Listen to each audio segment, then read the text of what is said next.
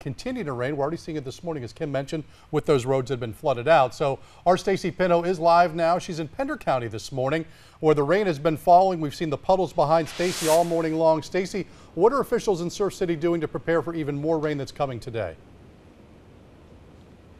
Well, Bob, they're meeting this morning to discuss pretty much what New Hanover County as well as Curie Beach are, just discussing any kind of emergency materials they maybe need to gather or maybe need to spread out to the public. Right now, we're going to give you kind of a live look at what you can expect as far as the beaches. You can definitely see some rough seas out here. A good positive, a silver lining, as we did have a lot of flooding last week on Surf City, but we did have that super moon. That is not happening this weekend, so tides shouldn't be as high as they were last weekend, so hopefully that'll give them a little bit of relief out here. But let me go ahead and show you some of the impacts that have happened to these dunes over here, as well as some of those impacts that could potentially get worse depending on the amount of rain that we're getting this weekend. You can see several feet of these dunes have been washed away. Lots of debris is laying out.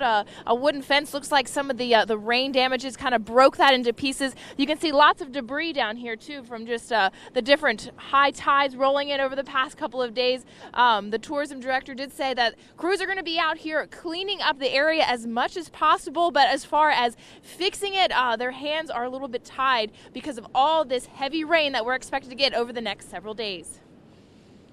Kind of a moving target and frustrating, because right now we really can't do anything proactive because we know with the continued rain it's not going to do a whole lot of good. What we can do in the meanwhile is we can try and plan for the future and basically keep an eye on things.